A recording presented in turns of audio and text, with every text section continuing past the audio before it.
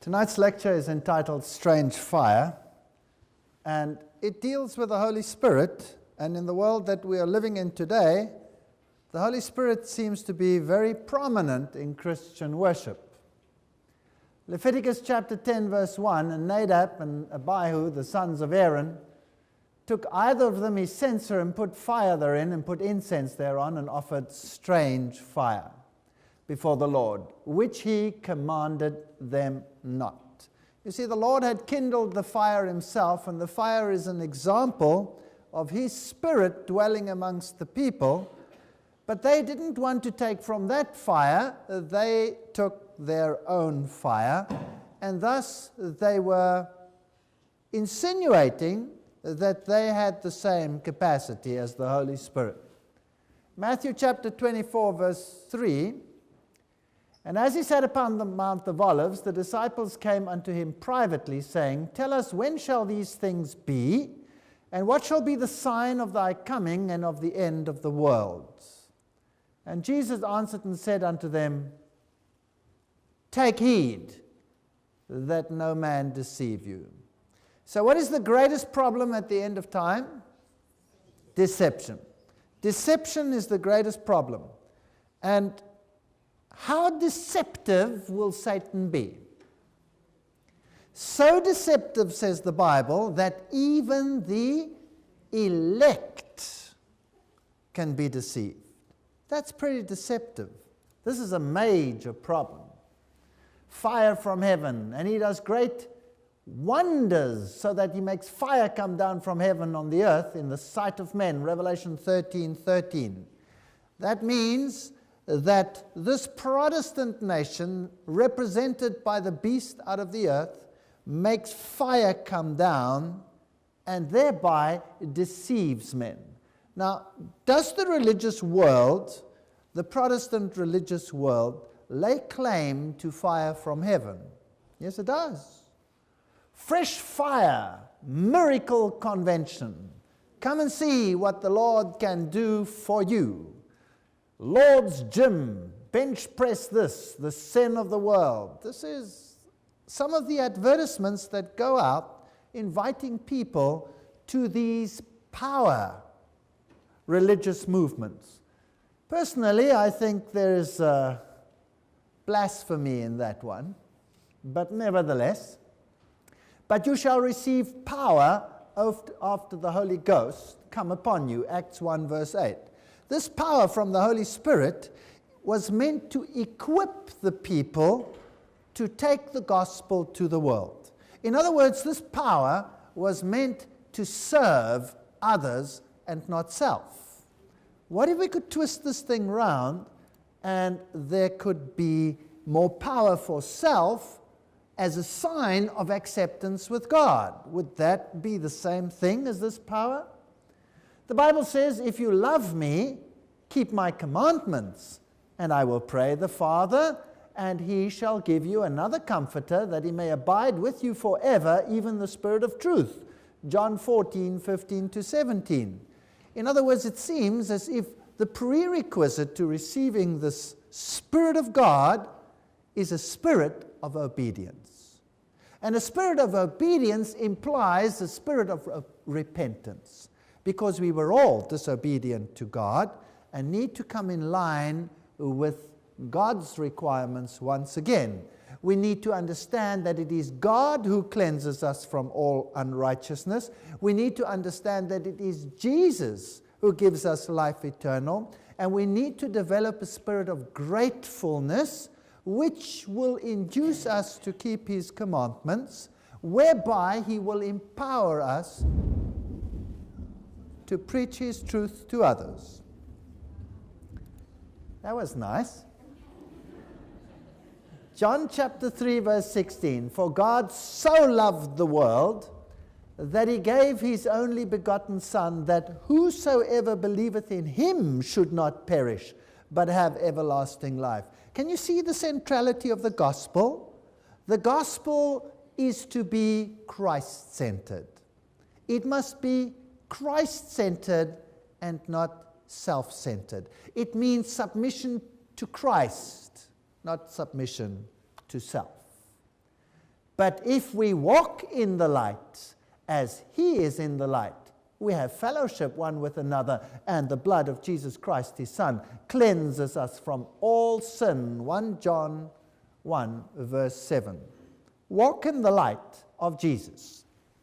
Today, there is another form of power religion. People of power. Convention 94 reports, since the late 60s, the power religion in the world has moved men mightily, and literally millions of people adhere to this kind of worship.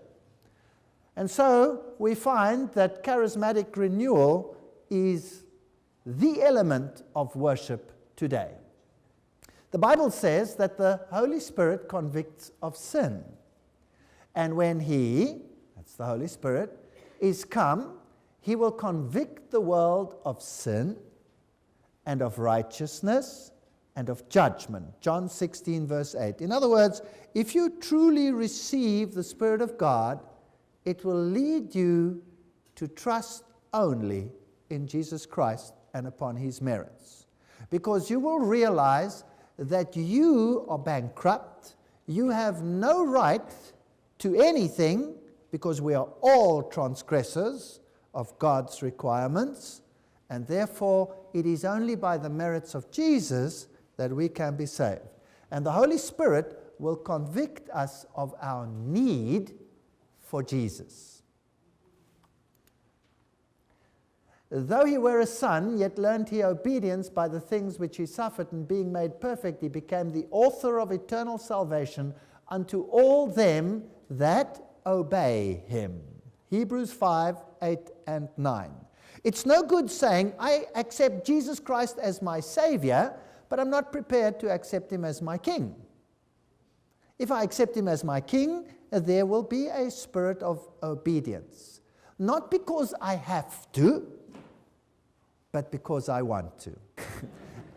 The beauty of true Christianity is obedience out of free will offering. In Christianity, we are total free agents. Why? Because Christ is 100% unselfish. There is no selfishness in him. And obedience is because his requirements make sense, are logical, and they are an expression of his love. A protection, if you like. A wall of protection against pain and hurt. So obedience, I see not as thou shalt not, thou shalt not, thou shalt not, but thou shalt not. No, thou shalt not, because it won't even come to mind. That's obedience. Obedience is not fear for retribution. Obedience is love for his tender care and mercy. That's the difference. So true obedience is not something we do out of fear. And the Holy Spirit strengthens us against temptation, so even our good works are subject to Jesus Christ. And I can only trust myself in obedience to him because of his unselfishness. Does that somehow make sense? He is so unselfish that he will never utilize or use my obedience as a form of submission, because he's not a power monger. He is gentle and meek and humble. Therefore, any obedience that I render to him must be out of love and not out of compulsion or fear. That's the truth of the gospel. Known sin silences the Spirit of God. Cast me not away from thy presence, and take not thy Holy Spirit from me. Psalms 51, verse 11. If I continually to transgress God's law, he will not force me, because that's his nature. He will not say, I will force myself upon you. That's the spirit of Satan. That's not the Spirit of the Lord. The Lord will withdraw. He'll just withdraw. Keep back thy servant also from presumptuous sins. Let them not have dominion over me. Then shall I be upright and shall be innocent from great transgression. So the Lord covers me with his love. That's justification. And the Lord empowers me with his love. That's sanctification. Both of them are from him, so that I have really nothing to boast. And Samuel said, has the Lord as great delight in burnt offerings and sacrifices as in obeying the voice of the Lord? Behold, to obey is better than sacrifice, and to hearken than the fat of rams. 1 Samuel 15:22. But we must not misunderstand this obedience. It's very vital that we understand obedience in the right sense. But the Comforter, isn't that a nice name? Which is the Holy Ghost, whom the Father will send in my name, he shall teach you all things, and bring all things to your remembrance, whatsoever I have said unto you. John 14:26. So besides being one who leads us in repentance to Jesus Christ, he also comforts us.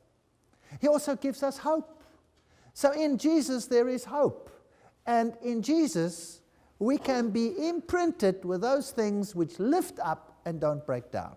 That's what the text says. It's a very beautiful text. The Holy Spirit thus leads us into all truth, and the Bible says that Jesus is the way, the truth, and the life. And we are his witnesses of these things, and so is also the Holy Ghost, whom God has given to them that obey him. Acts 5:32, out of love. This is the right relationship, wanting to do what is right and asking God to help you in this process. So the Holy Spirit will bring individuals to repentance and sin, guiding them in a fuller understanding of the truth about God and Jesus Christ. There are many, many texts to substantiate that.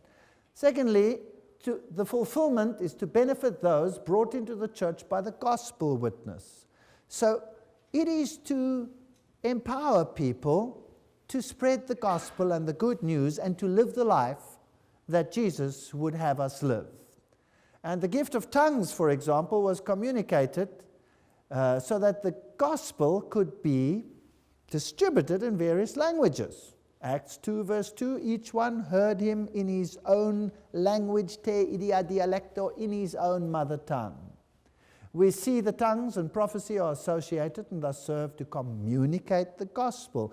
Everything about Jesus is selfless. Mainline blues, empty churches. You see, in the old days, they used to point to Jesus as the Savior from sin. And people started leaving the church. But other groups started growing dramatically. And so we have power churches with much growth, where there is refreshing, where there is something happening, and people actually see things and perceive them. It all started off with the Pentecostal movement, and this man, David du Plessis, a South African, he was the first president of the Charismatic World Council, and that's why they called him Mr. Pentecost. Some of the symbols they used, triangles and fishes and all of these things. But let me remind you once again of this little chart that we've been looking at regularly, where we see that the ancient mystery religions are perpetuated through the Knights Templars, Rosicrucians, the papacy, to Freemasonry and the Illuminati, and that they, according to this chart, control the World Council of Churches and the New Age movement. We've had a whole lecture on that, and we see the various philosophies behind this. Let's see if we can pick up some interesting philosophies in the modern thinking of the power religion.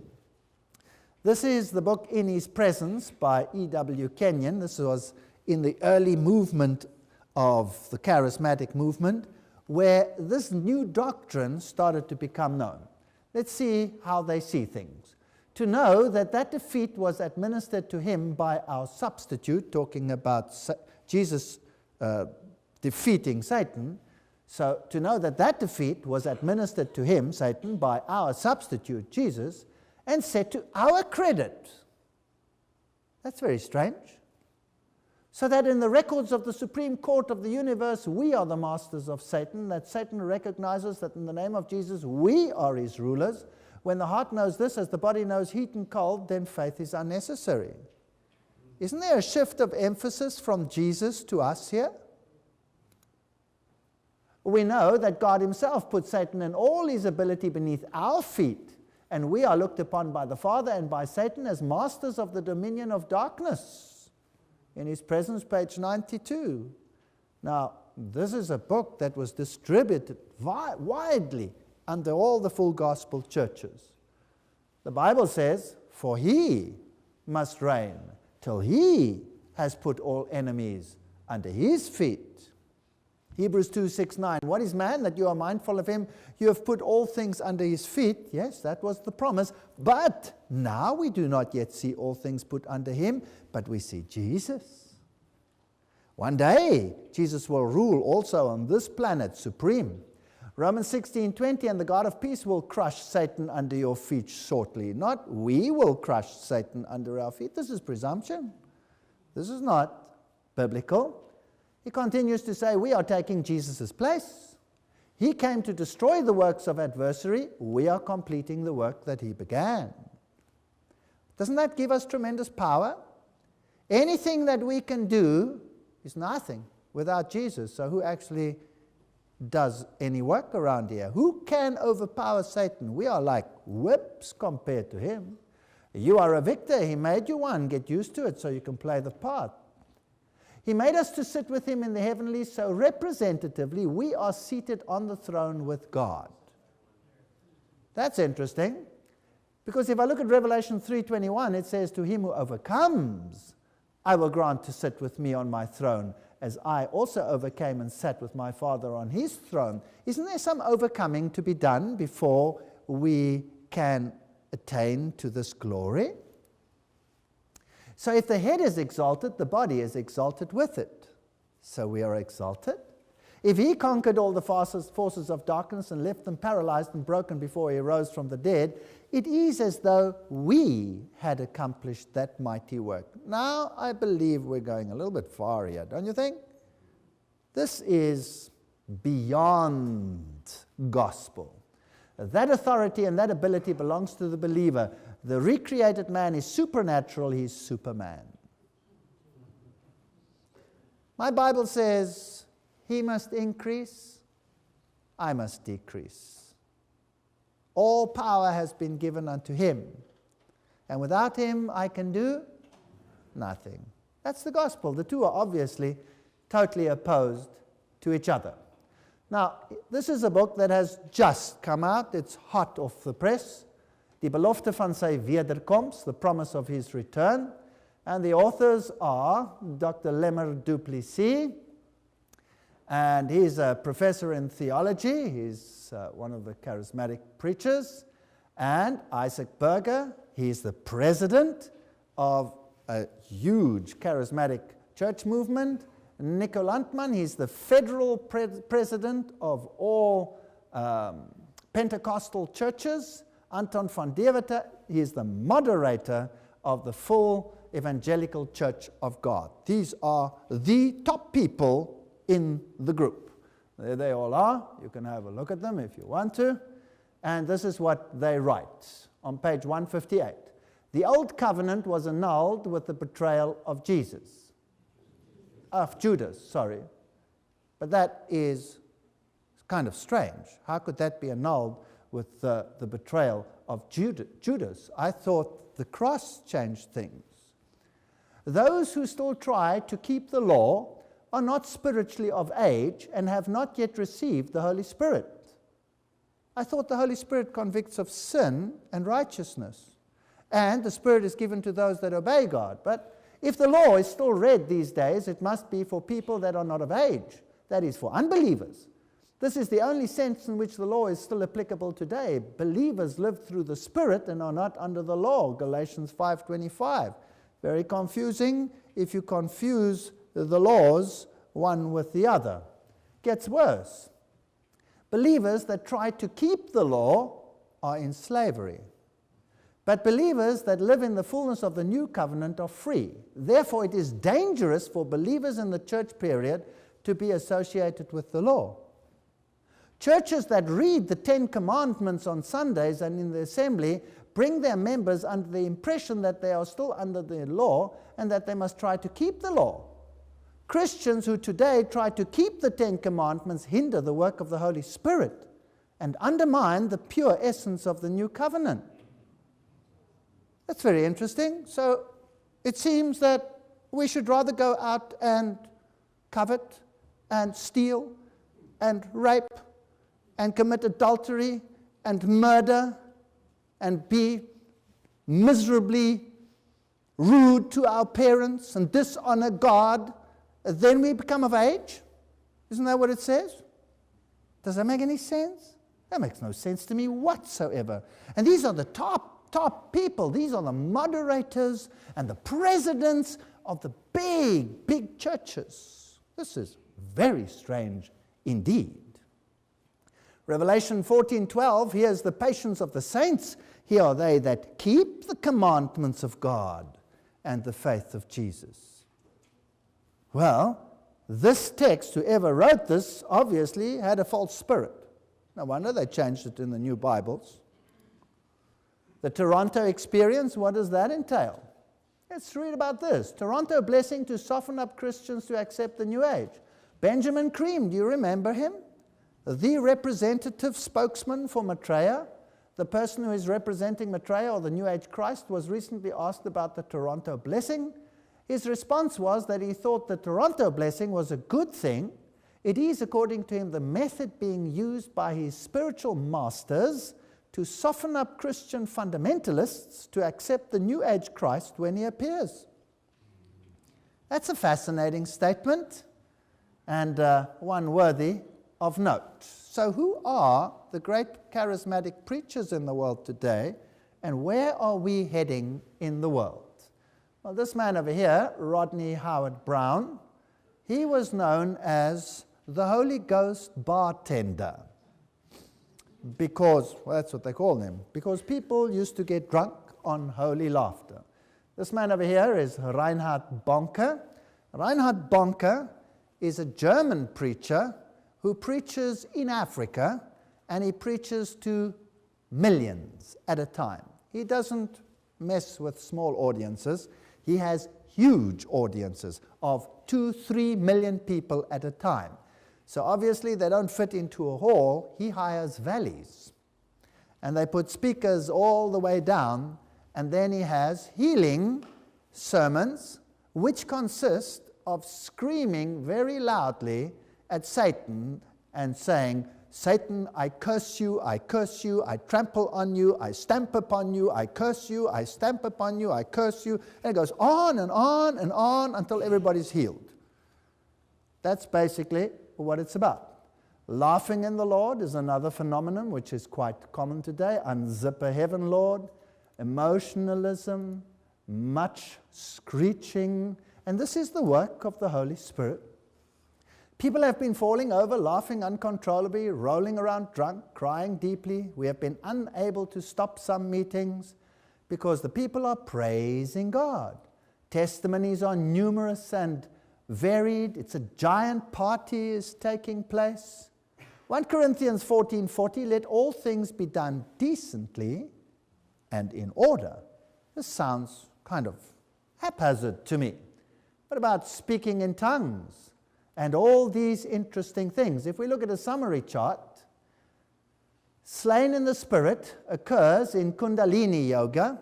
Now, Kundalini Yoga is a very strange form of yoga where the serpent power is coiled up in the base of the spine and has to be released, and it is normally released through the lower body, which, enough said, gives you power in, interesting places. Then Subud, Kyong, Shakers, Pentecostals, they all have the slain in the spirit, but in the Bible, you don't have it. If somebody fell over in the Bible, it was something demonic. Uncontrollable laughter, you'll find in Kundalini Yoga, Subud, Kyong, Shakers, Pentecostals. Physical jerking, you'll find in Kundalini Yoga, the Sabud, Kiyong, Shakers, and the Pentecostals. Animal sounds, you'll find them in all of them as well. Spontaneous movement, you'll find them in all of them. Revival-like meetings in all of them, and speaking in tongues in basically all of them as well. In the Bible, it is qualified in Acts chapter 2 as languages to spread the gospel. So this is a very strange thing. Now, some of the videos I'm going to show you tonight might be a little bit disturbing, but it's good that we can see the comparisons and what actually goes on. So we will have to ask the Lord to protect us.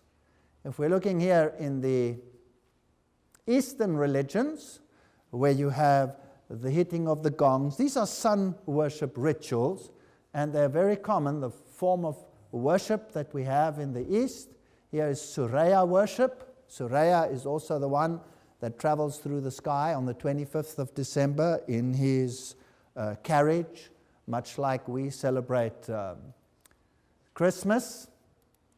And raising of the arms is very common in Kundalini worship, Surya worship, and awaiting the rising of the sun, morning worship. This here is the famous Konarak temple in India, where you have the ladies doing their dances. Now, each hand movement has a meaning, and most of these dances have an esoteric and a erotic function.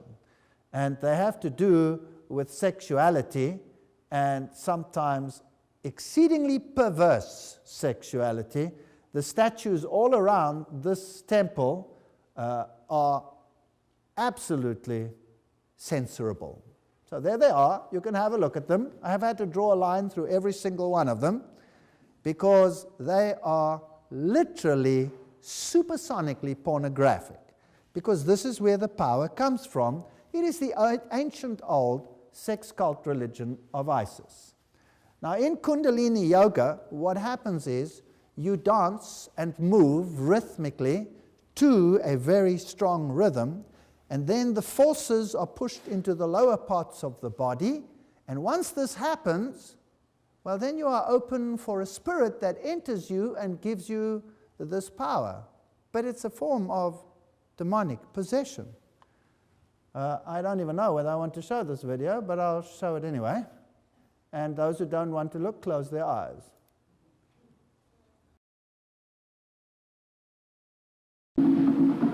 His brand of yoga, called dynamic meditation, is a new age combination of Hinduism and psychotherapies.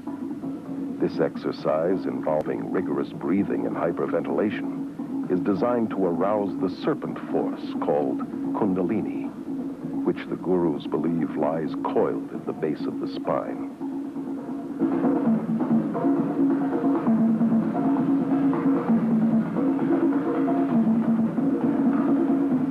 I did dynamic meditation every day. We also called it Kundalini meditation. It starts off with a cathartic breathing, and the reason for it is just to move your energy and to get you out of your head and into your body, and you just breathe.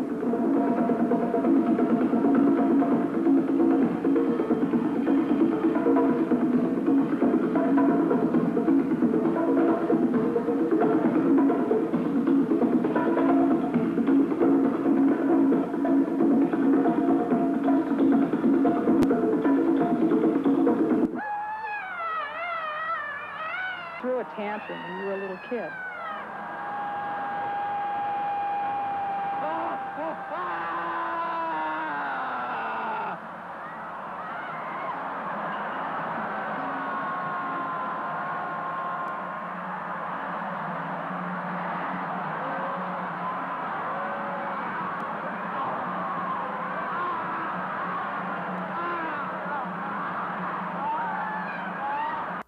Enough shown. Right, that's what happens in Eastern religions. Now you might think that that is shameful. Wait till you see what happens in Christian religions and see whether there's much difference between the one and the other. The drum, of course, is very important in this because the drum gives the rhythm.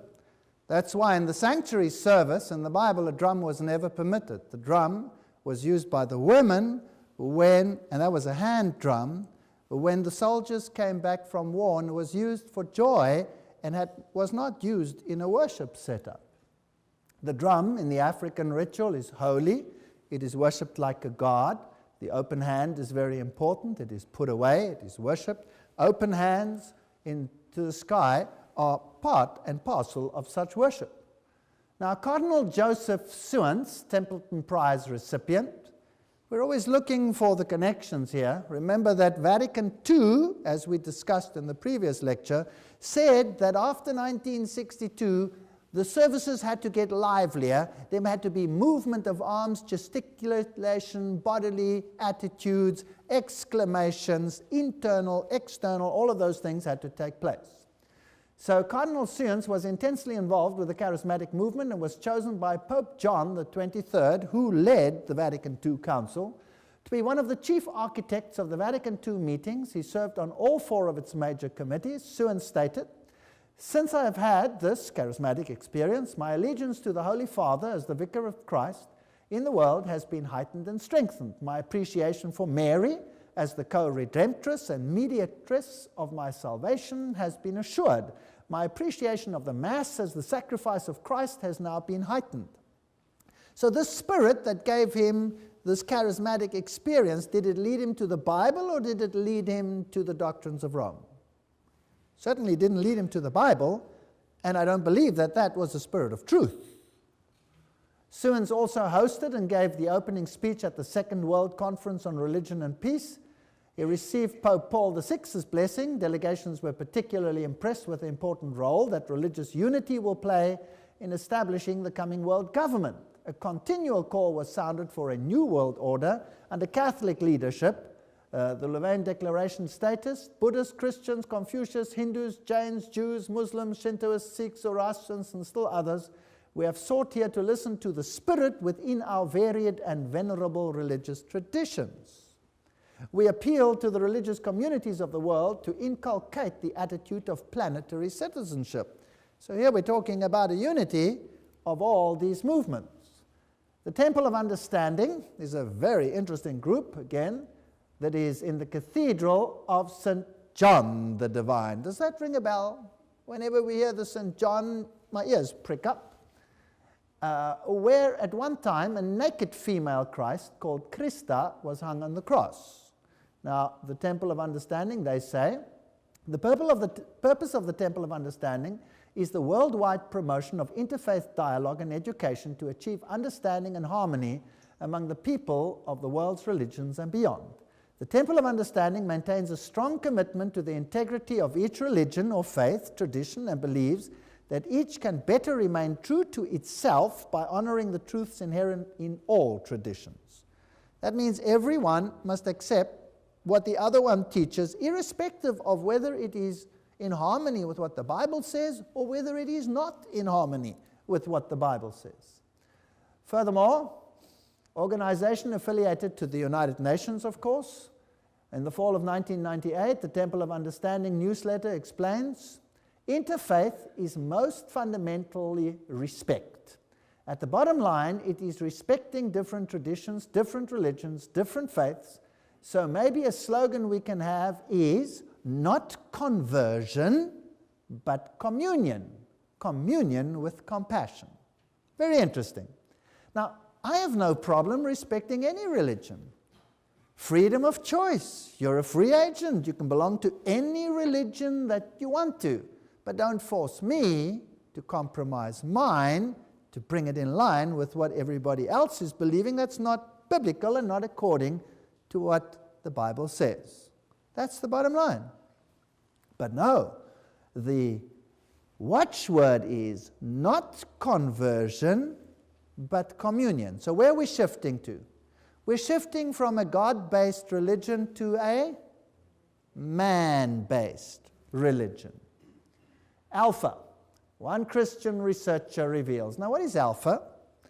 Alpha is a state of mind that is to be induced to make you open to this union. And there are many aspects of alpha which can go very, very deep, and in the higher levels it's nothing other than a form of hypnosis. So let's have a look at this alpha course. Between 8 and 13 vibrations, visualization is able to take place. So visualization, and remember Robert Schuller said visualization is a good thing. Vibrations at this frequency are called alpha rhythms. In his very popular book, Celebration of Discipline, Richard Foster points out that the meditative visualization, in addition to catapulting one into a divine human encounter, maintains a consistent alpha level brainwave pattern. So when you have this experience, he calls it a divine human encounter, then you're in alpha state. The alpha state is associated with other interesting phenomena. The hypnotic trance exists within the alpha level. Now, in an hypnotic trance, someone else can manipulate you to do what his will is. So that's why people can run around acting like chickens or doing whatever, because it has been implanted. Because of this, the visualization technique is included within material offering self-hypnosis.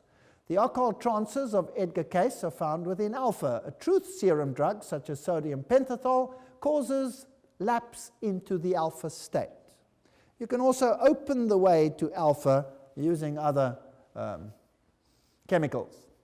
Visualization is actually hypnosis. It's a light form of hypnosis. Psychologist Michael Yapko explains, many times therapists aren't even aware that they're doing hypnosis.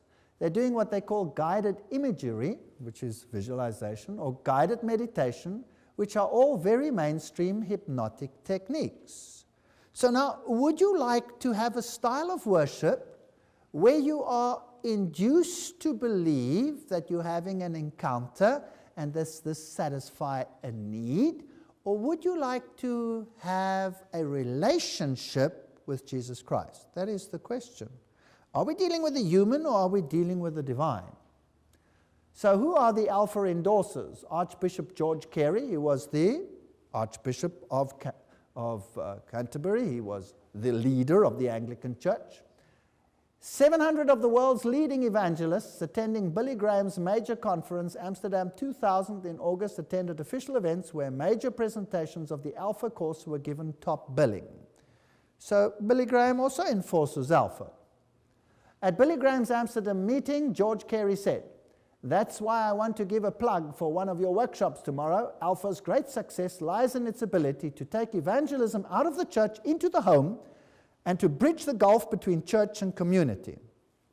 There's Carey with the Pope. So interesting little connections coming here.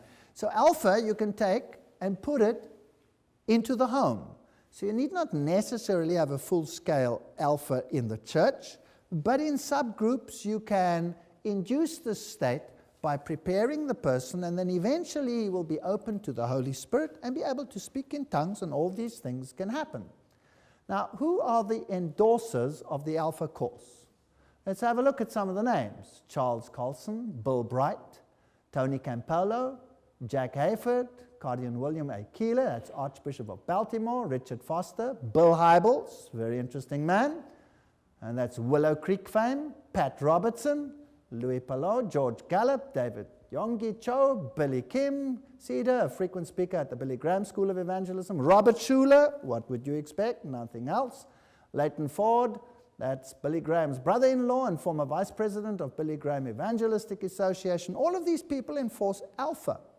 Now, why would I have to induce an altered state of consciousness in order for people to understand their need for salvation, or to honor the one who has saved them? The science of witchcraft is based on our ability to enter an altered state of consciousness. We call Alpha, where brain waves register at 7 to 14 cycles per second. As mentioned earlier, this is a state of consciousness associated with relaxation, meditation, and dreaming. These are witches telling you that they use Alpha. Now, shouldn't light and darkness be as far removed from each other as the east is from the west? Now, let us have a look at the biblical spirit of Satan. In Ezekiel 28, we read some interesting verses where Satan is used in a symbol of the king of Tyre. The king of Tyre is basically showing the attributes of Satan. So in a sense, it is Satan. The word of the Lord came again unto me, saying, Son of man, say unto the prince of Tyrus, Thus says the Lord God, because thine heart is lifted up, and thou hast said, I am God. Important principle. I sit in the seat of God in the midst of the seas. That's what the devil does. That's what Satan does. But he induces that spirit in his followers. Yet thou art a man and not God. That though thou set thine heart as the heart of God, behold, thou art wiser than Daniel. There is no secret that they can hide from thee. So don't think that you can fool on the devil or trample on his tail and he'll run away in fear. This is subtle activity that we are often not even aware of. With thy wisdom and with thine understanding thou hast gotten thee riches, and hast gotten gold and silver unto thy treasures. By thy great wisdom and by thy traffic hast thou increased thy riches, and thine heart is lifted up because of thy riches. This is all selfishness. Therefore thus says the Lord God, because thou hast set thine heart as the heart of God. This comes up frequently.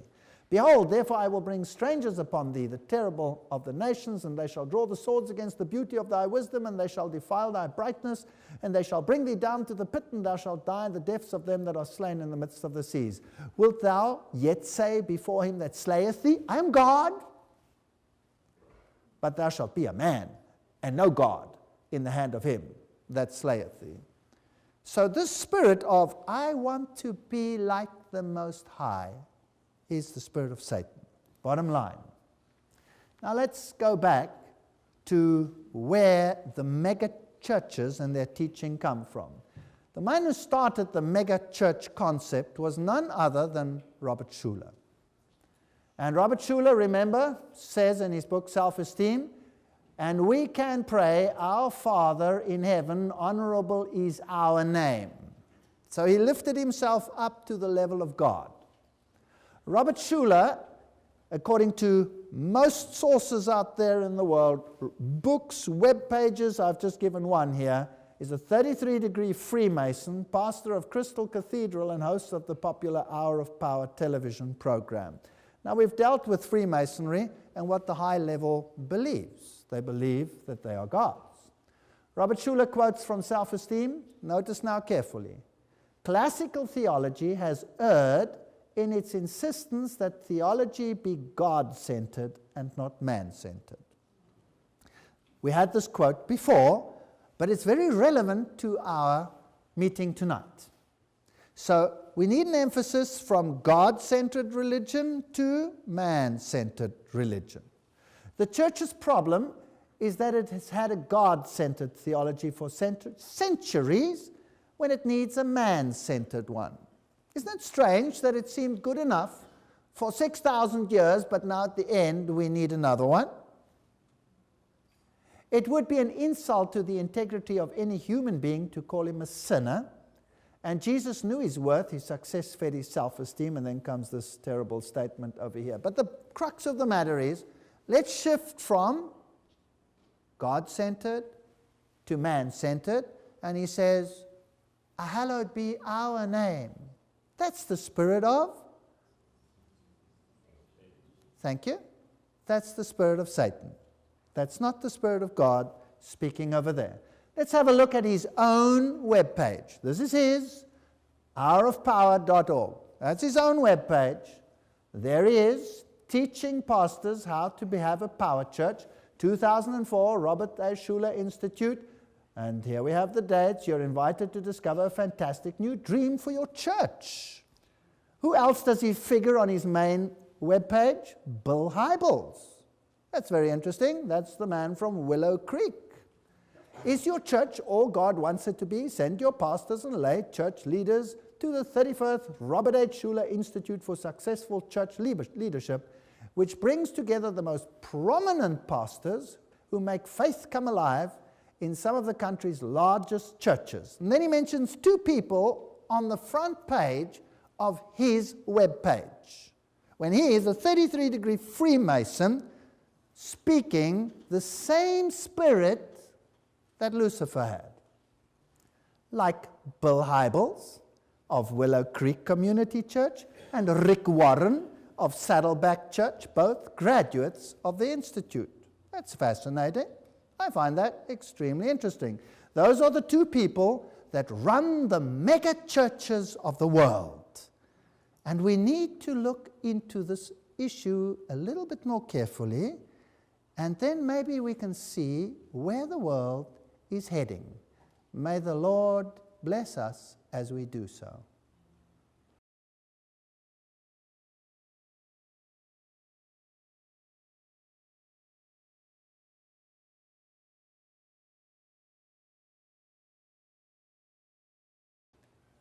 In the previous session, we saw that Bill Hybels and Rick Warren, the mega church leaders of the world, are endorsed here by Robert Schuller.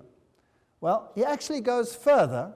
We have to find out where his inspiration comes from. Now, Robert Schuller says, I found myself immediately attracted to Pope John Paul II when, upon his election to the papacy, his published speeches invariably called attention to the need for recognizing the dignity of the human being as a child of God. Aha. Now remember, there has been a shift in the law from the law of God to human rights, and the Pope says we must take care of needs. So I am calling this defining the need. What is the need that individuals have, or what are their needs?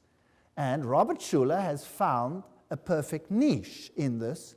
He tries to satisfy the need for self-esteem. Everybody needs to feel that they are important.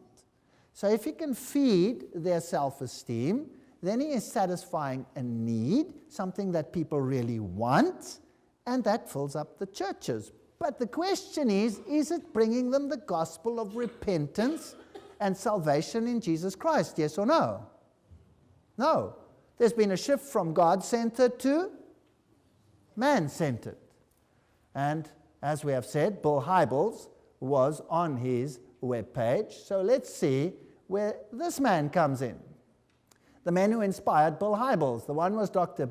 Gilbert Bilizican. He's French-born professor, I don't know whether I pronounced that right, of Trinity College in Deerfield, Illinois. He was there, and he indoctrinated Bill Hybels into this new kind of ministry. But notice what Robert Schuller, a 33-degree Freemason, according to most sources, as we have seen, says about this young man. I was the first person to introduce real church growth to the American church. He, Hybels, became the first guy to take these principles, refine them, maximize them to the ultimate length of their potential. I am so proud of him. I think of him as a son. I think of him as one of the greatest things to happen in Christianity in our time. Bill Hybels is doing the best job of anybody I know. Well, if Robert Schuller says that, then I would be very, very wary. I would look at this very, very carefully. George Barna, a prominent church growth strategist, has said that both Bill Hybels and Rick Warren have gone as far as to say, it is critical that we keep in mind the fundamental principle of Christian communication. The audience, not the message, is sovereign. Okay, who's God then? The audience. The audience is God. If your advertising is going to stop people in the midst of hectic schedules and cause them to think about what they're saying, our message has to be adapted to the needs of the audience. Here we have needs coming in again. Let's satisfy the needs of the people. Here is a critic, C.A. Pritchett. He wrote this book, Pritchett, Willow Creek Seeker Services, Grand Rapids, Baker Books, and he says, is Willow Creek correct in their teaching that a relationship with Christ will provide a life of fulfillment? In a word, no. Personal fulfillment is the dominant goal of the vast majority of Americans. In this context, it is a great temptation for American evangelists to argue that Christianity is a means of a more fulfilling life. The church becomes another place that promises to satisfy emotional desires. To argue for Christianity, primarily by pointing to its usefulness in satisfying felt needs, is to ultimately undercut it. Isn't that correct? Are you not preaching Jesus Christ, or are you satisfying needs? He also goes on to say, now, however, rather than Schuller's self-esteem message being promoted as the bait is rather personal fulfillment. We rejoice that the pure Schulleran heresy, the redefinition of sin, was abandoned. Nevertheless, at Willow Creek, sin is still minimized and marginalized. Hybel's teachings exhibit a strong reliance on psychological categories, not as strongly as Schuller's, but still very real. So, Schuller emphasizes self-esteem, Hybel stresses personal fulfillment, user-friendly doctrine. So basically, there's just another need that has to be fulfilled. What about Rick Warren? He's pastor of a 14,000-member Saddleback Valley Community Church in Orange County, and he writes in his book, The Purpose-Driven Church, he's saying, he's being used as a manual, of course, in many circles. He has the principle of pragmatism. He says pastors need to learn to recognize a wave of God's Spirit and ride it. If you see something's happening, do it. Or catch a spiritual wave of growth. If it works, it must be right. He encourages young pastors to believe behind old-fashioned church music in favor of jazz or rock or whatever turns your people on. These are all quotes. He encourages churches to imitate culture, dress down for church, let your hair down, be relaxed, come with your sandwich, let's eat something in church.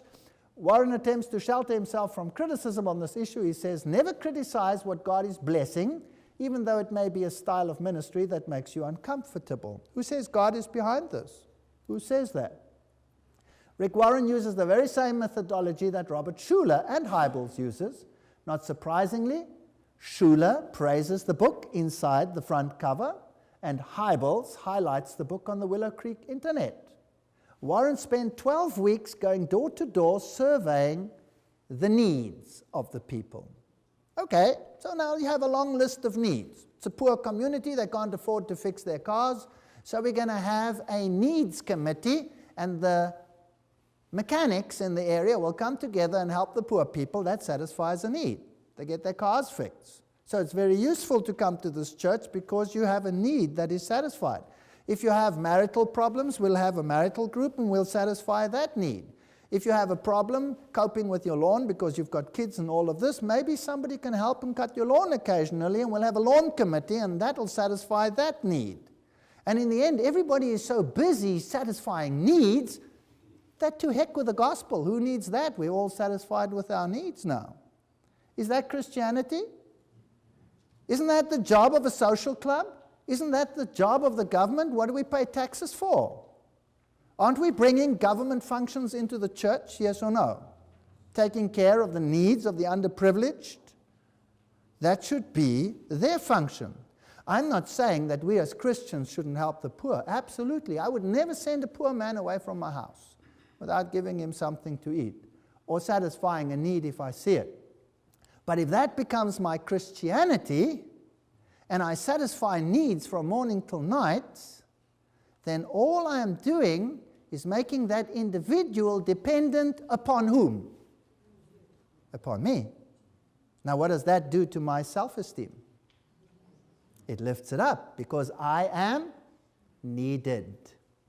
And the more I am needed, the more I satisfy those in the community. It's very pleasing to be in this situation. But what about Jesus Christ? Where does he fit into all of this? So we have a man-centered philosophy. Figure out what mood you want your service to project and then create it. That's what he said on page 264. We start positive and end positive. That's not a bad idea. We use humor in our services. I have no problem with that. Cultivate an informal, relaxed, and friendly atmosphere.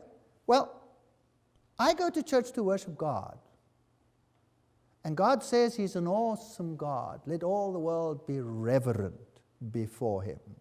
I don't go to church to go and kick my shoes off and be relaxed. I'm in the presence of a holy God. So I have a problem with that. We made a strategic decision to stop singing hymns in a seeker services. We have attracted thousands more because of our music. Saddleback now has a complete pop rock orchestra. Use more performed music than in congregational singing. So what do we have now? We are satisfying a need for entertainment. Good. The ground we have in common with unbelievers is not the Bible, but our common needs, hurts, interests as human beings. You cannot start with a text. Well, Bill Hybels, you're speaking like Shula. He also spoke like the devil. It's exactly the same. And, Warren, make your members feel special. They need to feel special. Yes, you are special. You are sons and daughters of the living God. But the only one you can trust that to is God himself, because he is unselfish. The only true worship comes from a total giving of yourself through your own will, because God never forces you. And you can only entrust your inner feelings to someone like God, who is totally unselfish and will never ever coerce you into anything else. If you entrust yourself to the spirit of Satan, you have a problem, because needs will never end. The poor we will have with us until the very last day. Is that correct or not? And your need religion will be driven. This is actually Catholicism at its very best. I can pick up poor people and I can make it my religion to do so, and I will never, never, never run out of needy people. You should have practiced the latter without neglecting the former, which is what? Leading them to Christ, leading them to repentance, and truly uplifting them in Jesus Christ. Because Matthew 6:31, therefore take no thought, saying, what shall we eat, or what shall we drink, or wherewithal shall we be clothed? Isn't that needs religion? God says, don't take any thought about that. For after all these things do the who run? The Gentiles seek. For your heavenly Father knoweth that you have need of all these things. But seek ye first the kingdom of God and his righteousness, and all these things shall be added unto you. We've taken this biblical text now in the modern world, turned it upside down, and said, no, not this way, the other way. We'll satisfy the needs. After all, God, we don't need you. Goodbye, we can do it for you. We're Superman. This is arrogance of the highest degree. Arrogance of the highest degree. And it is so deceptive, because it works so beautifully. Everybody is satisfied. The one who receives is satisfied, and the one who gives is satisfied. And the Lord, where's he? Looking on, smiling, and seeing people get lost because they don't turn from sin? Do you think he's smiling? I don't think so. The style of music you choose to use in your services be one of the most critical and controversial decisions you make in the life of your church. So, you take Oral Roberts' church or Kenneth Hagin's church. The one uses contemporary rock, the other one uses country and western. So, whether you come to serve God depends on whether your style of music is being played. Is that religion? Or is that need satisfaction? Or is that self-satisfaction? You know, better not a morsel of music and honest desire for God than this. I'm not against music. I love music, and I love worshiping God in song. But that's not the issue here. We are replacing something. You must match your music to the kind of people God wants in your church. No, the kind of people you want in the church. The music you use positions your church in your community. It will determine the kind of people you attract, the kind of people you keep, and the kind of people you lose. If you were to tell me the kind of music you are currently using in your services, I could describe the kind of people you are reaching without even visiting your church. I could also tell you the kind of people your church will never reach. Warren 280, 281, how does he know? The gospel changes people. Colossians 3:16. Let the word of Christ dwell in you richly in all wisdom, teaching and admonishing one another in psalms and hymns and spiritual songs, singing with grace in your hearts to the Lord.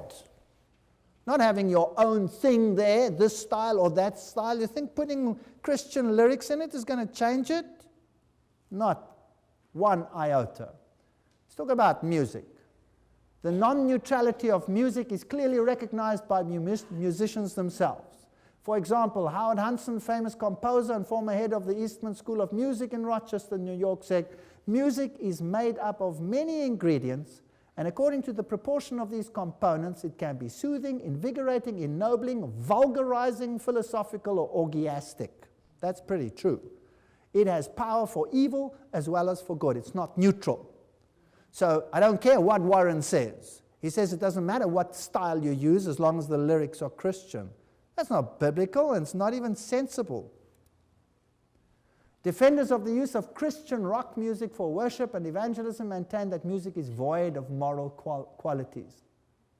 This view is emphatically stated in what is known as the Christian Rocker Creed. They say that. Published in the popular CCM, they say, we hold these truths to be self-evident, that all music was created equal, that no instrument to style of music is in itself evil, that the diversity of musical expression which flows from man is but one evidence of the boundless creativity of your heavenly Father. Rock star Jimi Hendrix states the same view most emphatically. You can hypnotize people with the music, and when they get at their weakest point, you can preach into their subconscious minds what you want to say. So music's not neutral. Their thought-provoking book, Music and Dialects, Frank Garlock and Kurt Wurzel acknowledge that a large segment of the Christian community has enthusiastically embraced this music of the world, the associated antics, and the philosophy. All three have been implanted in the life of the church. Not only have many Christians accepted the music as suitable for praise and worship, but an atmosphere pervades the contemporary Christian concerts, unlike the early concerts of the Elvis era, or rock and roll. Wolfgang Stefani says, could it be that by fostering a homogenized global music style, a style that is increasingly visible in the Christian music culture, the stage is set for a global, religious identity response? Is the music going to bring us all together? Daniel 3 verse 10, Thou, O King, hast made a decree that every man that shall hear the sound of the cornet, the flute, the harp, the sackbut, the psaltery, the dulcimer, and all kinds of music shall fall down and worship the golden image. All kinds of music. That'll be a sign of the end. Here is a song that, or a whole record that was sung by Cowboy Junkies. And where was this recorded? Captured live at the Church of the Holy Trinity in Toronto, Canada, on November 27, 1987. So this is a song that was played in the church. This is church music. It has a sort of nice country western flavor, sounds quite peaceful, and the lyrics are very interesting. But of course, if you are in a sway mood, who cares about the lyrics, right? And this was in the church. He's crazy and he scares me, and I want him by my side. He's wild in his ways, sometimes just plain mad, but I need him to keep me satisfied. Papa, don't cry, it's all right. I see you in some of his ways. He might not give me the life that you wanted. I'll love him the rest of my days. Misguided angel hanging over me, how unlike Gabriel, you're my desire to be. Listen carefully.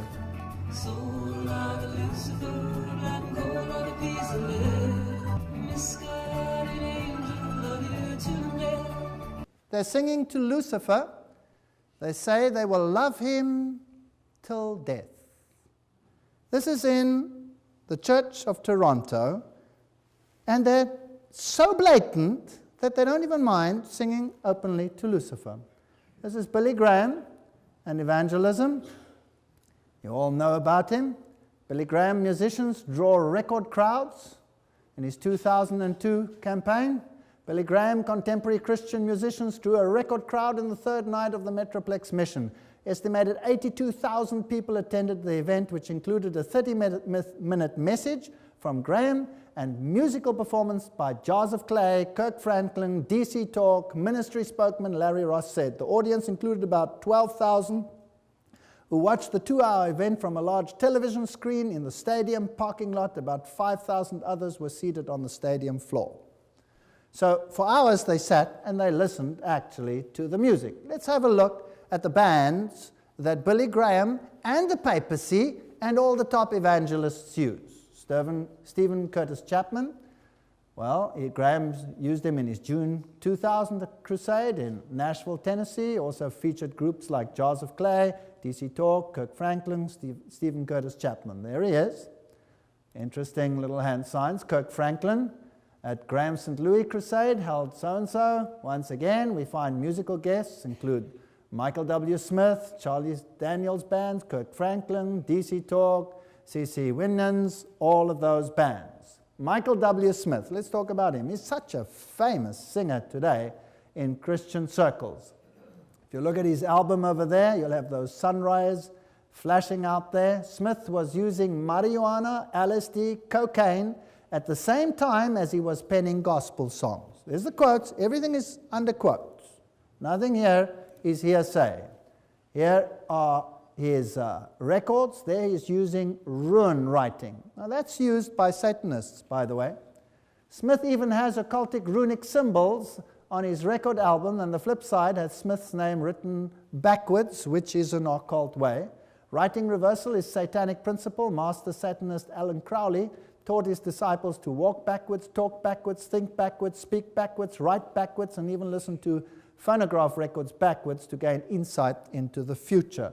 So he has all these strange symbols on his record. There's Amy Grant. She's known as the Madonna of rock music because she's not shy to say in a rock concert in church that she's feeling, well, aroused. Forget about that. Interesting lady. How important is that? Part of Grant's aspiration for her songs came from John Denver, of course, was a pantheist, involved in EST and pantheism. St. John's University, oh, whenever I hear that name, I get so nervous, gave its highest award to rock star Amy Grant. She is the third woman to receive the Pax Christi Award, often called a jewel in the crown of the Roman Catholic Church. Why is it that Billy Graham has all these nuns and priests working for him in his campaigns, and he's using bands that are using LSD, use Satanist symbols, and use pornographic language, even in their services? DC Talk is another interesting band used by Billy Graham, the Pope, all of them together. Graham likes DC Talk, and they get their role models from U2. Now, U2 is an interesting band. Their lead man is Bono, and he was one of the lead singers in Nelson Mandela's, could you remember what it was? 4-6-6-6-4 concert. And they sometimes include Beatles, Doobie Brothers songs, so-called Christian concerts. DC Talk even used drug addict Jimi Hendrix's song Purple Haze with references to drugs. Now there's Bono, who they honor very highly, and there's Bono with Bill Gates, and Bono with his band. Bono wears an interesting cross. If you look at it carefully, it has the bent cross. It's the same one that the papacy uses. It's a Satan symbol. It's used by Satanists as well. There he is with the Pope. And so he's obviously a very prominent man. Charlie Daniels Band, another group used by Graham and his crusades. Charlie Daniels. In an interview with Daniels by Huntsville Times, they quoted him using profanity. A former witch says that his band is famous for his songs about a violent duel between man and the devil. All kinds of interesting things. Country western perversion is inexcusable. Jars of Clay, by the way, most popular Christian band, patterns their music after the Beatles and other groups. And what else have they done? They performed for Billy Graham. This group has recorded for an R-rated film loaded with live-in lovers, nudity, graphic violence, 83 obscenities. We could go on and on and on. These are good role models for Christianity, don't you think? Well, let's have a look at some of the music played when the Pope came along.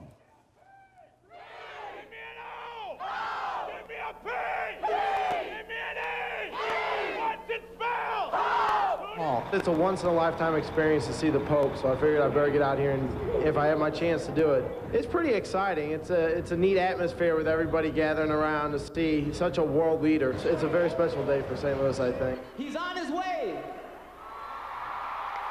He's on his way. I just came up with a new chant for him when I was back there. It goes like this: JP2, I'm with you. JP2, I'm with you. JP2, I'm with you. Amen, amen, amen. Light pop.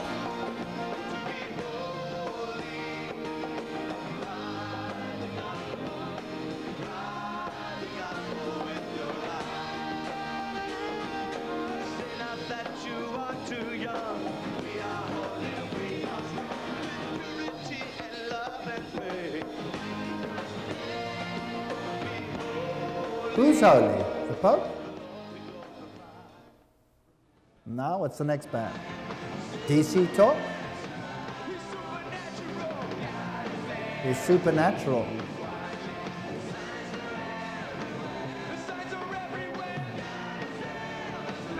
Are you sure there's some sort of gospel message in this loud music? Sure, the gospel's in all sorts of delivery systems, with our old organ music and the great hymns of the Reformation and afterward. Music is a good carrier for good news, and this is good news. It may not be the good news that we're used to hearing, but these young people understand it. We just got the sign. 1 minute. 1 minute, they're telling the people here. 1 minute is what the crowd was just told. The rumors are correct. Now you see Big Mac himself greeting Pope John Paul II. The young people caught a glimpse of that, and they got even more exciting.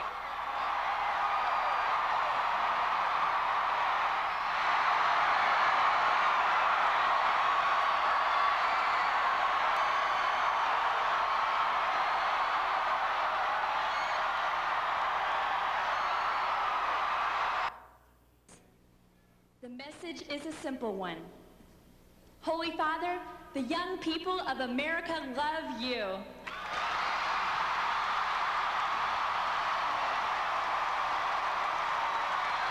Tells me that tonight the Pope belongs to you. Did you hear one word about Jesus? One? I didn't hear one. This is self-worship at its worst, using bands, lots of arms swaying. But now comes the saddest story of all. It's going to get a lot worse. As we have said, Benjamin Cream said that Maitreya told him that the Toronto blessing was to soften up Christian fundamentalists. So now let's have a look at the great charismatic preachers and see where they really come from and what they stand for. One of the greatest is probably Kenneth Copeland. When Jesus Christ did his finished, he was not speaking of the plan of redemption. There were still 3 days and nights to go through before he went to the throne. Jesus, is suffering all that there is to suffer, and there's no suffering left apart from him. His emaciated, poured out little wormy spirit is down in the bottom of that thing, hell, and the devil thinks he's got him destroyed. Believer's Voice of Victory program. These are all his statements. Now let's go a little further. You don't have a God in you, you are one. Thank you. Now Peter said, by exceeding great and precious promises, you become partaker of the divine class. All right, are we gods? We are a class of gods. That Adam was God manifest in the flesh. God's reason for creating Adam was his desire to reproduce himself. I mean, a reproduction of himself in the Garden of Eden. He did just that. He was not a little like God. He was not almost like God. He was not subordinate to God even. Adam is as much like God as you could get, just the same as Jesus. Adam in the Garden of Eden was God manifest in the flesh. Well, that is serpent language or God language? This is devil language. And it is feeding man's need for self-esteem, for greatness. Kenneth Copeland, what are you saying? The Spirit of God spoke to me and he said, son, realize this. Now follow me in this and don't let your tradition trip you up. He said, think this way. A twice-born man whipped Satan. Wow, Jesus was twice born? Interesting. In his own domain. And I threw the Bible down like that. I said, what? He said, a born-again man defeated Satan. The firstborn of many brethren defeated him. He said, you are the very image of the very copy of that one. I said, goodness gracious, sakes alive. And I began to see what been going on in there. And I said, well, now, you couldn't dare mean that I could have done the same thing? He said, oh yeah. God said this apparently, oh yeah. If you'd had the knowledge of the Word of God that he did, you could have done the same thing because you're a reborn man too. So Kenneth Copeland could have saved you. Did you know that? This is the highest form of blasphemy I've ever come across. What else does he say? And I say this with all respect so that you don't get upset too bad, but I say it anyway. When I read in the Bible where he says, I am, I just smile and say, yes, I am too. Okay. What does he have in common with Robert Schuller? Everything. Everything. Robert Schuller is a 33-degree Freemason according to most of the sources, and his teaching is definitely in line with the highest form of Freemasonry.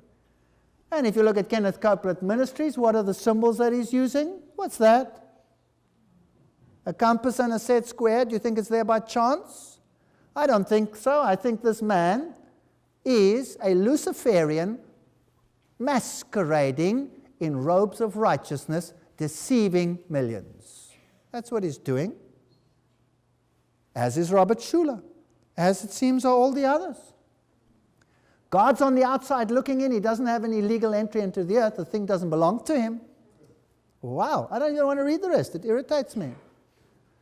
Freemasonry, the Mormon movement, Kenneth Copeland, they say the same thing. Adam is our father and our God, said Brigham Young. Copeland says exactly the same thing. There's Copeland's Shout magazine, all the symbols of Freemasonry, and some vile ones. I won't talk about that one up there. There's the upside down pentagram and all the symbols that you need to see where this man is coming from. Well, if the symbols don't give him away, his statements certainly do. Well, let's have a look at his hand movements. This is the Believer's Voice of Victory broadcast. Today, Gloria Copeland, my wife, will be concluding her series on the spirit of faith. Now, if you do not know, this is the symbol of the goat, which is used by many Satanists, and it could just be chance, but they all use it so frequently I doubt whether it is chance. So let's have another look at him. Look at his hand. Jesus' physical nature he has the traits of his mother. Now that was an interesting statement, Kenneth Copeland. Jesus' physical nature. He has the traits of his mother. Which theology is that? That is Roman Catholic insider theology, and it is Freemason theology, and it's satanic. Simple as that. Because they say Jesus got his attributes from his mother, not from his father. So what he is teaching is not biblical, it is Freemasonry. Talk some more. Could start getting drunk on the Holy Ghost instead of that Jim Beam or something, you know. Praise God. Hallelujah. Yeah, glory to God. Yeah, I get to do this for Jesus. Okay, so he can get drunk for Jesus, other than using booze, so he does it for Jesus. But it gets more interesting as we go along. This is probably the largest worldwide charismatic church in the world, the Rhema movement. Have you heard of it? It is massive. And it uses the sword, Rhema Bible Training Center, the people in charge, or the founders, Kenneth Hagin and his wife, probably one of the great charismatic founders and teachers in the world today. They use the shield of faith over there, which is the same as the Templars used, by the way. They have a huge center down in Oklahoma. The only difference between them and Oral Roberts is the style of music. That's it, the style of music. A huge central stage that can lift up with a band, can be raised and lowered. He used the Masonic symbol on his newspaper, and he has placed this Masonic obelisks on it, and he's in the same area as they are. This is Oral Roberts. He uses the upside-down triangle. He uses the man with the raised arm in the triangle with the flame on top of that. These are occult symbols. He uses the Eastern hands over there. Here he is praying over thousands of letters. He's the one who said, if the Americans don't give me X million by the end of the week, God is going to kill him. I would have tested the Lord on that one. I wouldn't have given him the money. Here is his buildings. The design is highly symbolic. The pillars which garnish the building represent the pillars of King Solomon's temple. Here we have, again, Freemasonry sneaking in. Again over here, everything is based on the Star of David. All the occult symbols are built into his compound. Now let's have a look at a church service with Kenneth Hagin, the founder and prophet of the Rema movement, the largest worldwide charismatic movement in the world. Stretches from the southern tip of Africa into the East Bloc countries, into China, all over the world. And literally thousands of pastors come to his center to be trained.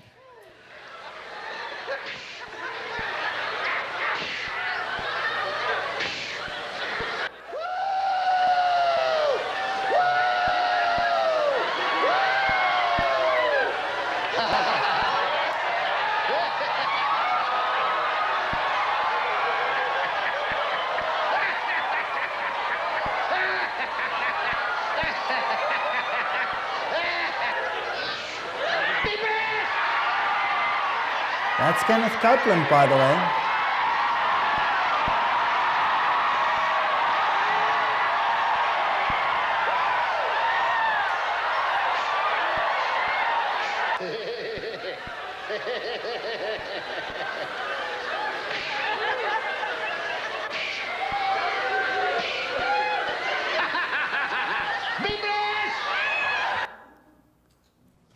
Okay, very interesting.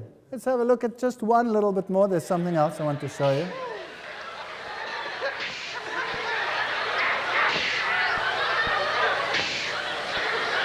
Drunks fall down.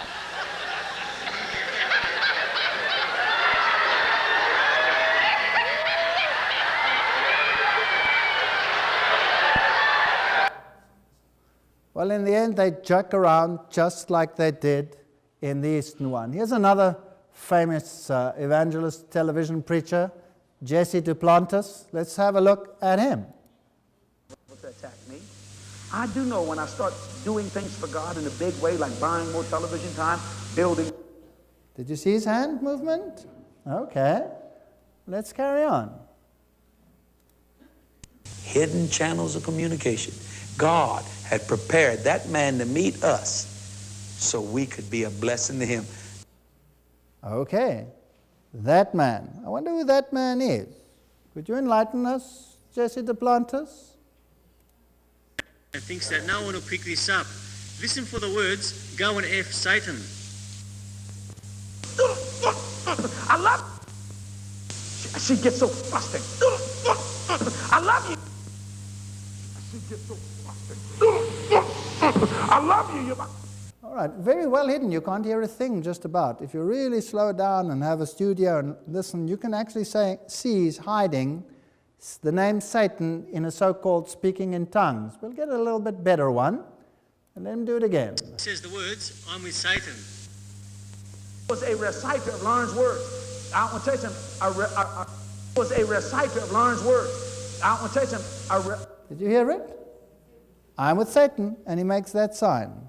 And he hides it in his speaking in tongues. Gets a little bit more interesting. I love you. See, God's not interested in you being a servant. He's interested in you being a son.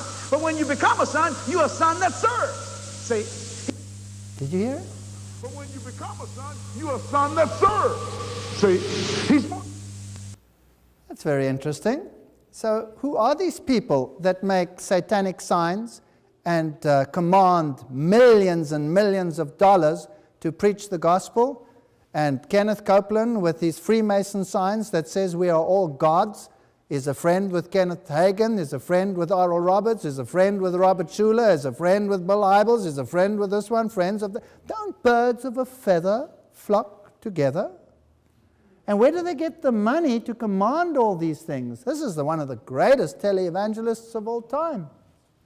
And before I get to Benny Hinn, I think it would be advisable if we took just a few seconds break and let us ponder these things. Who is replacing whom? Are we having a needs gospel or are we having a Jesus Christ gospel?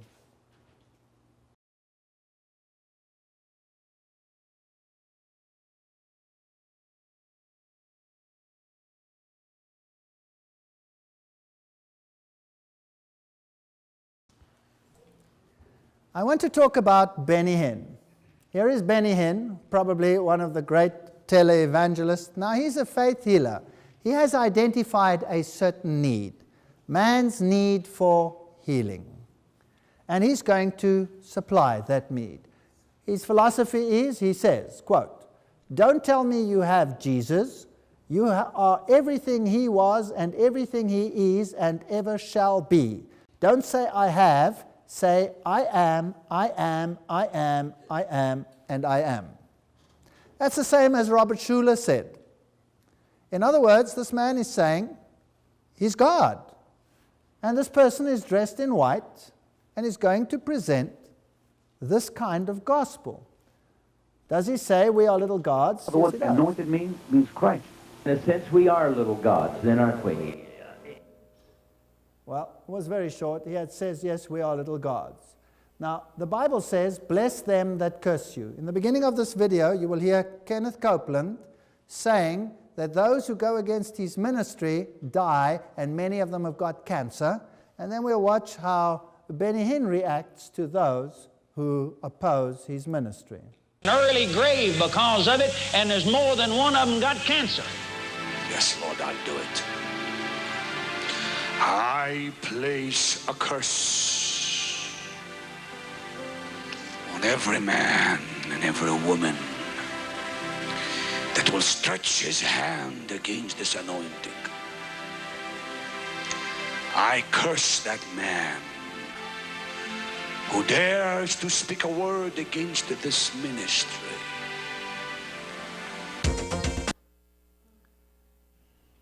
The Bible says you can reveal error, but you don't have to curse the person.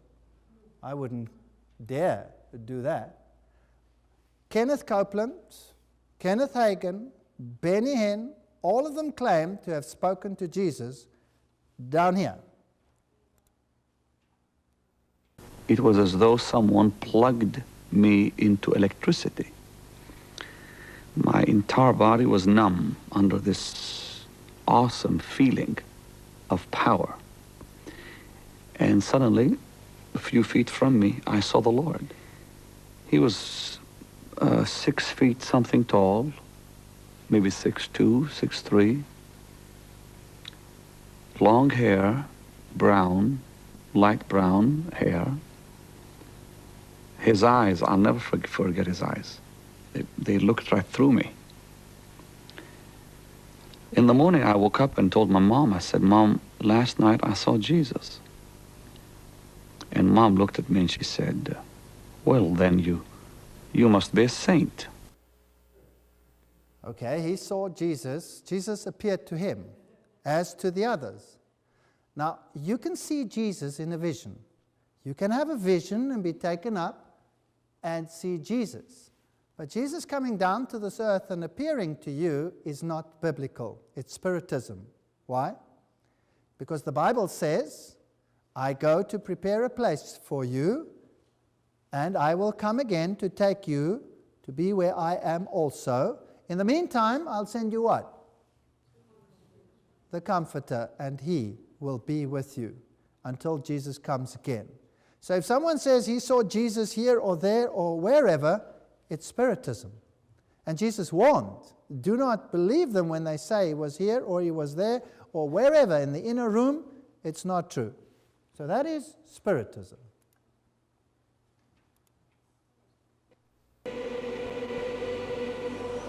Now we'll look at Bonker and Benny Hinn. At the forefront of the charismatic movement, at least in ratings terms, are two very different men. Reinhard Bonker, a German, and Benny Hinn, Palestinian by birth, but now commanding the heights of the fiercely competitive business of American television evangelism.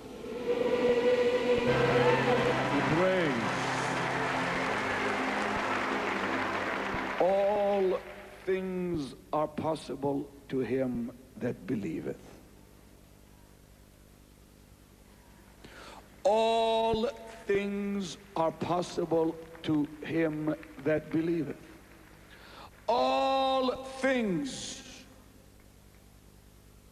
All things. Every need, every prayer, all things are possible. All you have to do is believe. Play that beautiful violin as the gift of the Lord's word, Moses. Thank you.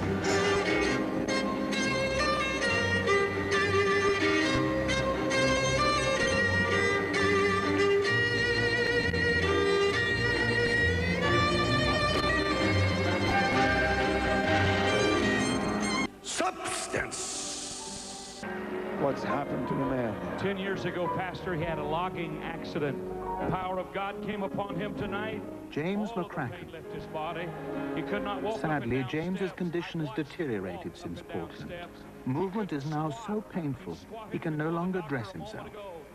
But James remains so convinced that a miracle took place that he has refused prescribed medication and the operation his doctor now considers imperative.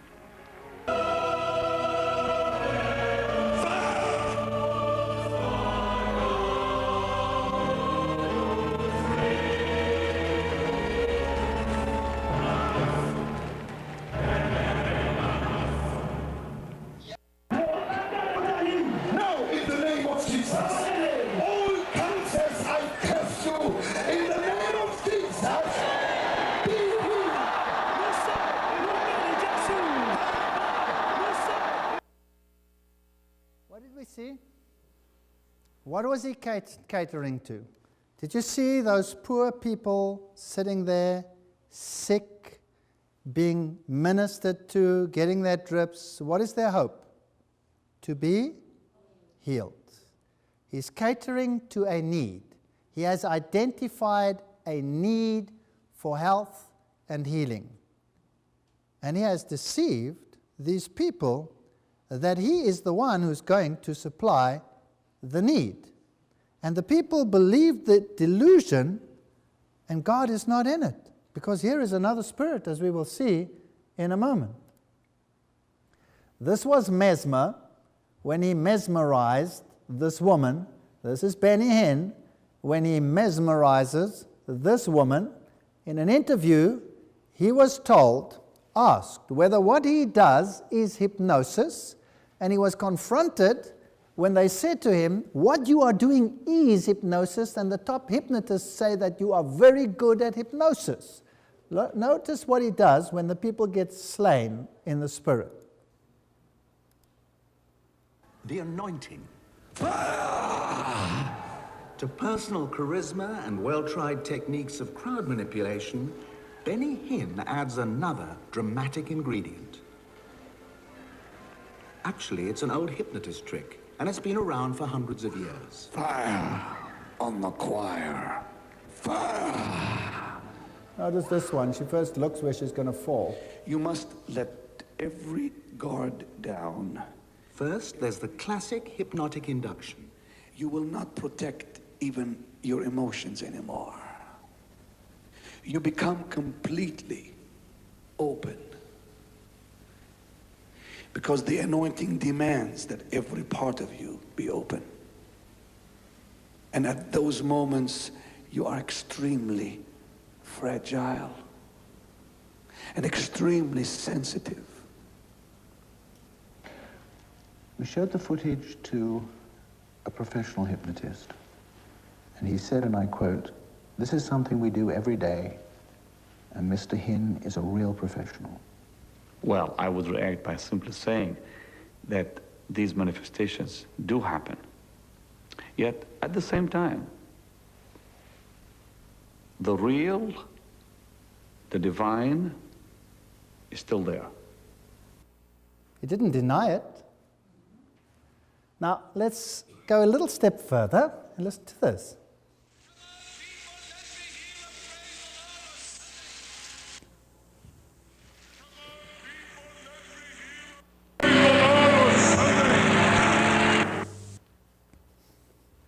Let me play it again for you. Come on, people, let me hear them praise the Lord. Come on, people, let me hear them praise the Lord. Is he saying, come on people, let me hear you praise the name of Satan? Let's try something else. This is the Believer's Voice of Victory broadcast. Today, Gloria Copeland, my wife, will be concluding her series on the spirit of faith. All right, remember these signs that they make and how they say these things? Let's have a look at this interview with Larry King. Larry King Live, Mount Carmel, Pennsylvania, with Pastor Benny Hinn. Hello. Yes, good evening. I believe that there are false prophets out in the world today, and we've seen the televangelists who have fallen by the wayside. No, I was just wondering what really separates Mr. Hinn from the other TV evangelists out there. How do they know? It's quite simple. See, Jesus said, by the fruits you will know them. And just watch the person's fruits. Okay, his own words. Watch the person's fruits. What are his fruits? Let's ask him. This is a video of a party held in his house. There he is. Now he's giving heroin to his worker.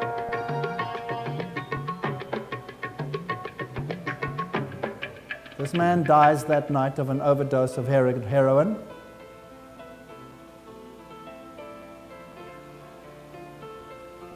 So, now I'll tell them what they're going to sing next. Hello? It's quite simple. See, Jesus said, by the fruits you will know them. And just watch the person's fruits. If they display a clean life, a Christian character, if they show true Christianity, then they're really for real.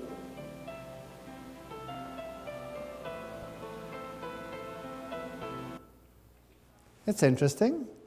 Nothing happened to him thereafter. Are these people beyond law, that they can be seen to hand out drugs that even lead to overdoses and the deaths of people, and nothing happens?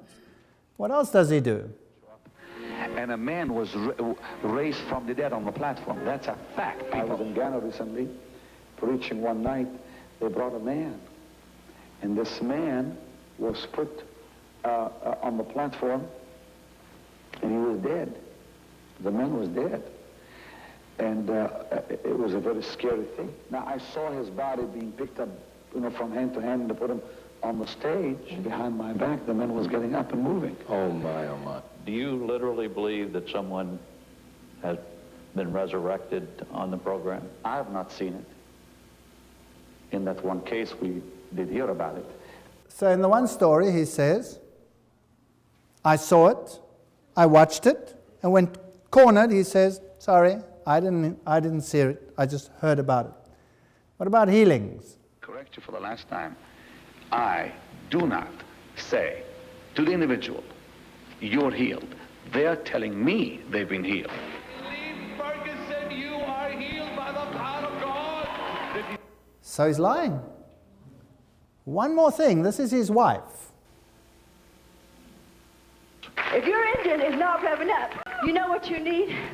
You need a Holy Ghost enema right up your rear end.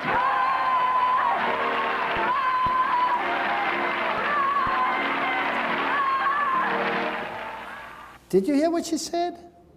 She said you need a Holy Ghost enema right up your rear end. Is that reverence for God? So these preachers say, I'm God. These preachers use hypnosis on people. These preachers do all the things that we would imagine people do when they want to deceive people. I believe they are, what are they? Wolves in sheep's clothing. I believe that the top preachers, many of them, not all of them, there are probably many, many sincere good people out there, but many of them are planted, are high insider trained agents, high up in Freemasonry, trained by the Jesuit order to deceive Protestantism into accepting a lie and to start adopting a human-based needs religion rather than the religion of Jesus Christ. This is an onslaught not only against you and me, this is an onslaught against Jesus Christ of the highest order. It is sidetracking him and is putting him where they want him, in the dust. And I believe it's time to stand up for Jesus Christ and these poor people that have been deceived. It is time that people realize their only hope is Jesus Christ and no one else. Only Jesus can save you, but you have to admit that you need him. And he will satisfy your needs non-selfishly. If you want him only because you need a need satisfied, what kind of a relationship is that? How would you like to have a relationship with someone who comes to you only so that you can satisfy one of his needs or her needs? Would you like that? Would you like to have a relationship with someone that has an ego trip because he's capable of filling a need? Some people are high on need filling. They go and find all the weak people in the world and fill their needs, and this gives them a kick. Nothing wrong with helping the poor, nothing wrong with all of that, but if you so fix that person's attention on yourself that you become the great hero, rather than in humility helping someone, then there's a problem. Eyes should be fixed on Jesus. If you have a problem with that, rather give and help in secret than be praised by men. Rather give in secret. Rather go and put some money into somebody's post box who's poor and let no one know about it. Then knocking on the door and say, you know, I can see you've got needs. Here they are. And people worship you and you feel great and they feel great. Maybe they feel even miserable. Who knows? But if they got it in the post box and they never knew, they'd be surprised and they'd have no one to thank but whom? God. And who put the thought in your mind in any case to do good? There's no one that does good. No, not one. Only Jesus Christ is the way, the truth, and the life. This is probably the greatest healer in the world today, bigger than Benny Hinn. Benny Hinn does it on television. This man, they fly to him in jumbo jets. T.B. Joshua, I was sent to earth to save the world. What arrogance. He's another one like Benny Hinn who wears white. Here's his sign. Jesus Christ hanging on the cross. He has those Arabic words over there. Actually, it says there's no deity except Allah. Very interesting. Isn't that what Freemasonry does in its highest level? The divine person in me can do a million things simultaneously. I can appear to thousands of people in their dreams in any part of the world to set them free of their sickness, problems, and afflictions. Oh, so now he's the needs filler. He's the one who fills the needs. You see, it doesn't matter whether it's as blatantly diabolical as these things, or whether it is in lawn mowing and nuts and bolts. If you have someone that you want to help, don't tell him that's Christianity. Tell him that your Lord instilled you to help him. Your Lord made you so that you want to help people. But don't make that your religion. Your religion is Jesus Christ, and my religion should be Jesus Christ. There is no other. This is his center, and here come thousands and thousands of people to be healed. He calls himself TB Joshua, Joshua, Yahweh the Savior. And he likes to be addressed as Emmanuel, God with us. These people are on an ego trip. And he likes to have the song sung, Emmanuel our God. It's repeated over and over. Whilst driving out a demon, Joshua asked the demon, and who am I? And the demon answered, you are Jesus the Christ. Joshua laughed and called others and said to him, hear what this demon says? I am Jesus the Christ. Well, I don't like this video, but I'll show it anyway.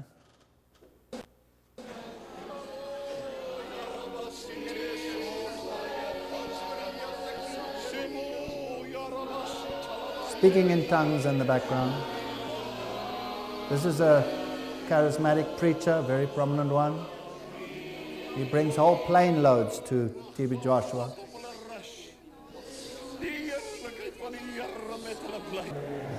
In the mighty name of Jesus Christ. In the name of Jesus Christ.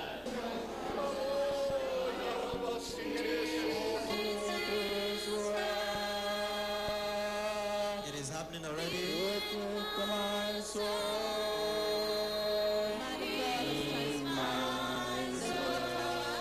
Into the life of the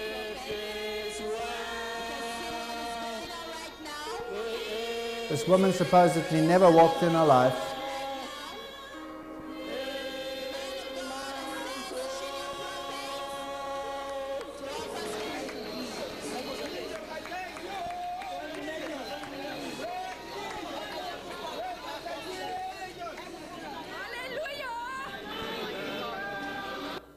I've seen enough.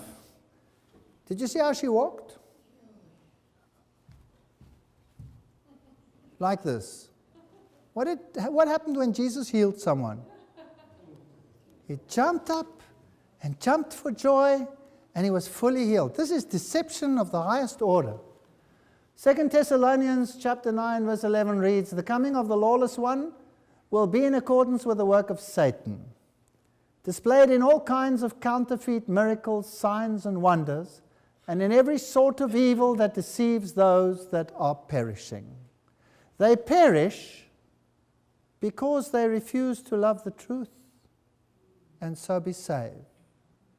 What's the truth? Jesus is the way, the truth, and the life. All thy commandments of truth. Thy law is truth, Psalm 119. Obedience and Christ. That is the way. Jesus calls us to repentance and a walk with him. And then, you know what? Even if you stayed crippled, you have joy. Because you'll have life eternal, and you will not be a cripple on the other side. For this reason, God sends them a powerful delusion so that they will believe the lie. This is God's permissive will. You must understand God's will. It's God's will, God's permissive will, God's ultimate will. God permits it because they refuse to want him. They want their needs filled. Leave me alone with your repentance. Just give me what I need. And they are served this up in a package which is so delusionary that people believe it. So that they will be condemned who have not believed the truth, but have delighted in wickedness. Wolves in sheep's clothing. For God is not the author of confusion, but of peace, as in all the churches of the saints. 1 Corinthians 14, verse 33. I would like to make an appeal that we serve Jesus Christ in righteousness and in truth. That we look at our own hearts and say, am I really a good, wonderful person, or have I got faults? Is there one here who has not sinned? Is there one here who has never done anything that needs forgiveness? Is there anyone here who has not suppressed someone else for his own purposes? Is there anyone here who has not manipulated someone else for his own purposes? I doubt it. We all need the Spirit of Jesus Christ. Total, unselfish love. Only Jesus can give it. And when I come to church because I'm grateful. And I'm grateful to Jesus. And I come to church not to have my needs filled. I don't want to be a bread and fish Christian. Bread and fish God will provide if I serve Him. Seek ye first the kingdom of God and His righteousness, and all these things shall be added unto you. And my God shall take care of all your needs. I've had many times of poverty in my own life. I've been in situations where I've literally faced death by violence many times. People who don't live in my country don't even understand that. But I know what it means to trust God. I've learnt it by experience, and I know He comes through every time. He has a bad habit of coming through in the last second, but He comes through every single time. And why does He allow things to go to the last second? So we learn to trust Him, no matter what the situation. You know what? I've come to love His character. He never ever forced me to do anything. Never, ever, ever in all my life has Jesus Christ forced me to do anything. Never. That is why, if I should ever have the privilege of kneeling before Him, I would take the crown and throw it at His feet. Why? Because I don't deserve it. He deserves it. And what will He do? He says, nah, you have it. And He will never remind me of anything that He did for me. Salvation in Christ is so complete that we stand one day before God as though we had never sinned. Our sin will be removed from us as far as the east is from the west. If you ask Him, what have I done? He says, I can't remember. We will never feel like nothing when we are with Christ. We will be sons and daughters of God, free agents, but obedient and submissive to Him by our choice because of His character. And if we can understand that, what life we would have in our churches, what beautiful worship we would have in our churches. We wouldn't come to church arguing about whether we want country and western, rock or heavy metal or this, that or the other. No, no, no. We would come to church filled with a love for Jesus Christ to say thank you to Him for all His blessings. If only Christianity could take hold of Him once again and get rid of all the lies. What a revival we will see. May God bless you and keep you as you ponder these things. Amen.